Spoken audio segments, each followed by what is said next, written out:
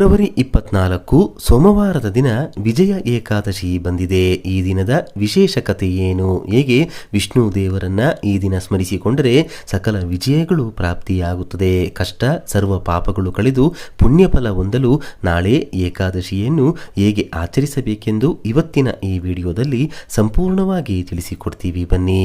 ವಿಜಯ ಏಕಾದಶಿ ತಿಥಿಯು ಭಾನುವಾರ ಮಧ್ಯಾಹ್ನ 1:55 ಆರಂಭವಾಗಿ ಸೋಮವಾರ ಮಧ್ಯಾಹ್ನ 1:44 ಮುಕ್ತಾಯವಾಗುತ್ತೆ.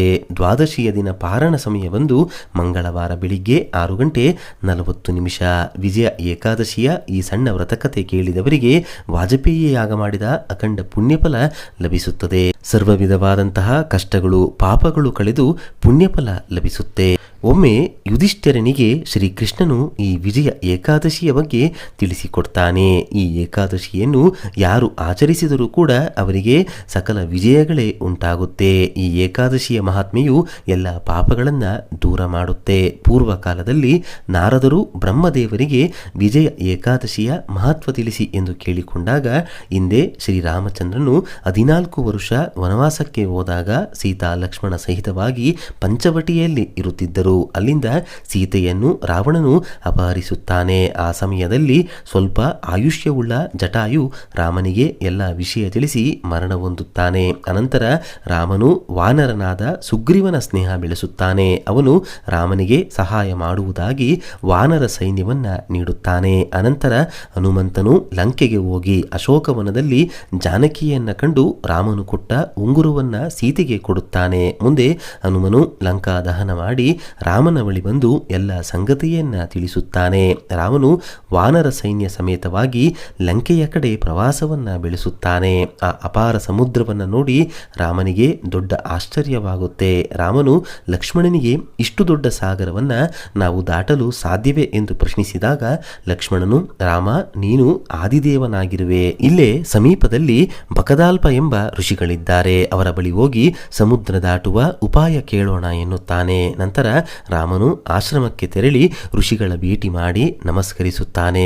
ರಾಮನ ಶಕ್ತಿ, ಆತನ ಅವತಾರದ ಬಗ್ಗೆ ತಿಳಿದ ಋಷಿಗಳು ರಾಮನಿಗೆ ಸಹಾಯ ಮಾಡಲು ಮುಂದಾಗ್ತಾರೆ. ಸಮುದ್ರ ದಾಟುವ ಉಪಾಯವನ್ನ ತಿಳಿಸಿಕೊಡ್ತಾರೆ. ವ್ರತಗಳಲ್ಲಿ ಉತ್ತಮವಾದ ವ್ರತ ನಿನಗೆ ಹೇಳುವೆ ಕೇಳು. ರಾಮ, ಈ ವ್ರತವನ್ನ ನೀನು ಮಾಡಿದರೆ ನಿನಗೆ ಸರ್ವ ವಿಜಯ, ರಾಕ್ಷಸರನ್ನು ಕೊಲ್ಲುವಂತಹ ಶಕ್ತಿ, ಲಂಕೆಯನ್ನ ಗೆಲ್ಲುವ ಬಲ ಬರುತ್ತದೆ, ಜೊತೆಗೆ ಕೀರ್ತಿ ಕೂಡ ಲಭಿಸುತ್ತೆ ಎನ್ನುತ್ತಾರೆ.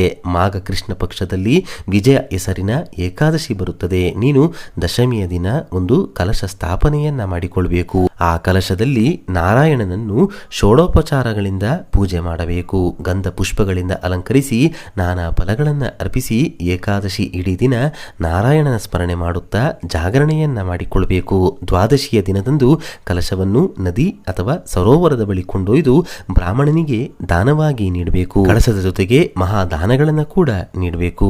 ಈ ಪ್ರಕಾರವಾಗಿ ಶ್ರೀರಾಮನು ವಿಜಯ ಏಕಾದಶಿ ವ್ರತವನ್ನ ಭಕ್ತಿಯಿಂದ ಆಚರಿಸುತ್ತಾನೆ. ಇದರಿಂದ ರಘುನಂದನಿಗೆ ಮಹಾ ವಿಜಯ ದೊರೆಯುತ್ತೆ. ಯಾವ ಮನುಷ್ಯರು ವಿಧಿಪೂರ್ವಕವಾಗಿ ಈ ವ್ರತವನ್ನ ಮಾಡ್ತಾರೋ ಅವರಿಗೂ ಈ ಪೃಥ್ವಿಯ ಮೇಲೆ ವಿಜಯ ಪ್ರಾಪ್ತವಾಗುತ್ತದೆ ಎಂದು ಪುರಾಣಗಳಲ್ಲಿ ಉಲ್ಲೇಖವಿದೆ.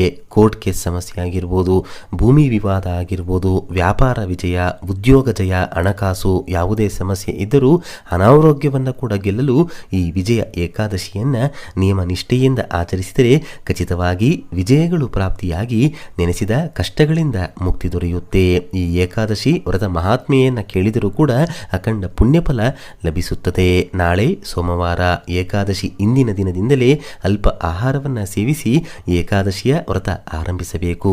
ಏಕಾದಶಿಯ ದಿನ ಇಡೀ ದಿನ ಉಪವಾಸವಿದ್ದು ಏಕಾದಶಿ ದಿನದಂದು ಮನೆಯಲ್ಲಿ ವಿಷ್ಣು ದೇವರಿಗೆ ಸಂಬಂಧಿಸಿದ ಚಿತ್ರಪಟ ಅಥವಾ ವಿಗ್ರಹವನ್ನ ಏರ್ಪಾಡು ಮಾಡಿಕೊಂಡು ಶ್ರೀರಾಮಚಂದ್ರ ಹಾಗೂ ವಿಷ್ಣು ದೇವರ ಸ್ಮರಣೆಯನ್ನ ಮಾಡುತ್ತಾ ಪುಷ್ಪ ತುಳಸಿ ದಳಗಳಿಂದ ಅಲಂಕಾರವನ್ನ ಮಾಡಿಕೊಳ್ಳಬೇಕು. 3 ಬತ್ತಿಗಳನ್ನು ಬಿಡಿಬಿಡಿಯಾಗಿ ಕುರಿಸಿ ತುಪ್ಪದಿಂದ ದೀಪಾರಾಧನೆಯನ್ನ ಮಾಡಬೇಕು. ಏಲಕ್ಕಿ ಮಾಲೆಯನ್ನು ವಿಷ್ಣು ದೇವರಿಗೆ ಅರ್ಪಿಸಿ ಭಕ್ತಿಯಿಂದ ನಮಸ್ಕಾರ ಮಾಡಿಕೊಳ್ಳಬೇಕು.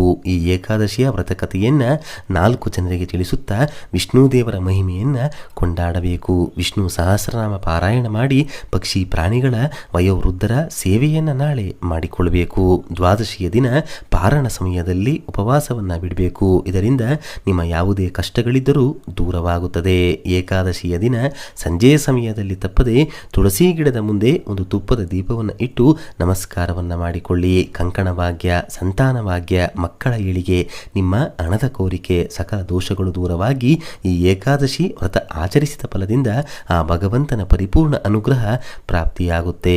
ಈ ವಿಜಯ ಏಕಾದಶಿ ದಿನದಂದು ಮನೆಗೆ ನವಿಲುಗರಿಯನ್ನು ತಂದು ದೇವರ ಕೋಣೆಯಲ್ಲಿ ಇಟ್ಟು ಪೂಜೆ ಮಾಡಿ. ನೀವು ದುಡ್ಡು ಇಡುವಂತಹ ಜಾಗದಲ್ಲಿ ಇಟ್ಟುಕೊಂಡರೆ ವಿಶೇಷವಾದ ಫಲಗಳು ಪ್ರಾಪ್ತಿಯಾಗುತ್ತೆ. ಮನೆಯಲ್ಲಿನ ಎಲ್ಲ ನೆಗೆಟಿವ್ ಶಕ್ತಿಗಳು ಮನೆಯಿಂದ ಹೊರಟು ಹೋಗುತ್ತೆ. ಹಾಗೆಯೇ ಈ ವಿಜಯ ಏಕಾದಶಿಯ ದಿನ ಚಿಕ್ಕದಾದಂತಹ ಬೆಳ್ಳಿಯ ಗೋಮಾತೆಯ ವಿಗ್ರಹವನ್ನು ಮನೆಗೆ ತಂದು ಪೂಜೆ ಮಾಡಲು ಆರಂಭ ಮಾಡಿದರೂ ಕೂಡ ಮನೆಯಲ್ಲಿ ವಿಶೇಷವಾದ ಬದಲಾವಣೆಗಳು ಉಂಟಾಗುತ್ತೆ. ನೋಡಿದ್ರಲ್ಲ, ವಿಜಯ ಏಕಾದಶಿಯ ವ್ರತಕಥೆ ಏನು, ಈ ದಿನ ಏಕಾದಶಿಯನ್ನು ಯಾವ ವಿಧವಾಗಿ ಆಚರಿಸಬೇಕೆಂದು ಇವತ್ತಿನ ಈ ವಿಡಿಯೋದಲ್ಲಿ ತಿಳಿಸ್ಕೊಟ್ಟಿದ್ದೀವಿ. ಈ ಮಾಹಿತಿ ನಿಮಗೆ ಇಷ್ಟವಾದರೆ ತಪ್ಪದೇ ಈ ವಿಡಿಯೋಗೆ ಲೈಕನ್ನು ಕೊಟ್ಟು ಜೈ ಮಹಾವಿಷ್ಣು ಅಂತ ಬರೆದು ಈ ವಿಡಿಯೋನ ಪ್ರತಿಯೊಬ್ಬರಿಗೂ ಕೂಡ ಶೇರ್ ಮಾಡಿ. ಮುಂದಿನ ಬಾರಿ ಮತ್ತೊಂದು ವಿಶೇಷ ದೈವ ಮಾಹಿತಿಯೊಂದಿಗೆ ನಮ್ಮ ದೇಗುಲ ದರ್ಶನ ಕರ್ನಾಟಕ ಚಾನಲ್ ಮೂಲಕ ಭೇಟಿಯಾಗೋಣ.